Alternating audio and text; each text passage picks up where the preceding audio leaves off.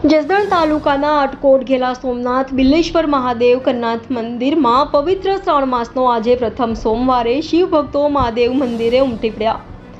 આજથી શ્રાવણ માસનો પ્રારંભ થઈ રહ્યો છે, ત્યારે આજે પ્રથમ સોમવારે શિવ ભક્તોમાં ઉત્સાહ ચરમસીમાએ પહોંચી ગયો છે। તે આજે વહેલી સવારથી જ ગામના તમામ શિવાલયમાં વહેલી સવારથી ભક્તોની ભીડ જોવા મળી હતી। હર હર મહાદેવનો જય હતો। શ્રી ભગવાન શિવની આરાધના કરી ભગવાનને રીઝવશે। આટકોટના ભાદર નદી કિનારા બિરાજમાન નર્મદેશ્વર મહાદેવ મંદિરે ભક્તોમાં ભારે ઉત્સાહ જોવા મળી રહ્યો છે। ત્યારે મંદિરમાં દીપમાળાની આરતી, શણગારની આરતી તેમજ ધૂન સત્સંગનું આયોજન કરવામાં આવ્યું છે। વર્ષો પુરાણી શિવલિંગ આવેલી છે। મહાદેવના ગુણગાન, શિવ જળાભિષેક, મહાઆરતી, શણગાર સહિતના દર્શનનો લાવો ભક્તજનોને મળશે। Reporter Karshan Bamta, India 24 news, Jasdan.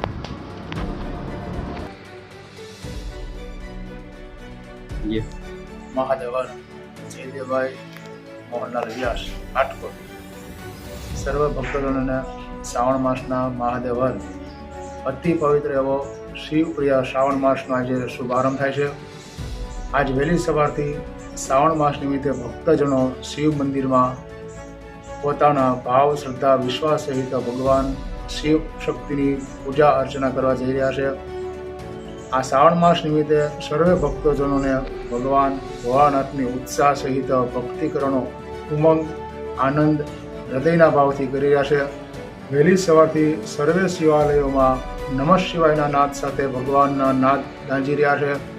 અતિ આનંદ સહિત જણાવવાનું કે આ પવિત્ર માસ સર્વે ભક્તજનોને આનંદ, ઉત્સાહ સહિત સર્વે ભક્તજનોને આયુષ્ય, આરોગ્ય, ઐશ્વર્ય, મનોકામના પૂર્ણ કરનારો બને। ભગવાન મહાદેવ ભોળાનાથ જ કહેવાય છે। ખાલી એક જળના લોટાથી ભગવાન રીઝી જાય તો શ્રદ્ધા અને ભક્તિથી તમે ભક્તિ કરો તો ભોળાનાથ તમારા સર્વે મનોકામના સિદ્ધ કરે છે।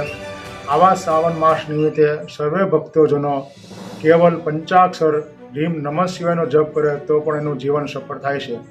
આવા પવિત્ર શ્રાવણ માસ નિમિત્તે ભગવાન ભોળાનાથની અસીમ કૃપા સર્વોને પ્રાપ્ત થાય એવા શાસ્ત્રી જયદેવભાઈ વ્યાસ તરફથી ભગવાનને સર્વ ભક્તજનોથી મનોકામના સિદ્ધ એવા આશીર્વાદ। ગામ આટકોટ, વઘાસિયા લખમણભાઈ કાનજીભાઈ। આટકોટ ભદ્રાવતી નદીને કાંઠે નર્મદેશ્વર મહાદેવનું મંદિર આવેલું છે। બહુ પુરાણું જૂનું મંદિર છે અને જગ્યાના મહંત શ્રી વિજયદાસ બાપુ અત્યારે સેવા પૂજાનો લાભ આપે છે અને રાત્રે ધૂન ભજનનો કાર્યક્રમ શ્રાવણ માસમાં સોમવારે રાખે છે અને 108 દીપમાળાનું સોમવારે આરતી ઉતારે ત્યારે કરે છે અને બહુ સરસ રળિયામણું મંદિર છે અને નર્મદેશ્વર નદીના કાંઠે આવેલું છે। તો સર્વે ધર્મ પ્રેમી જનતાને પધારવા અમારું આમંત્રણ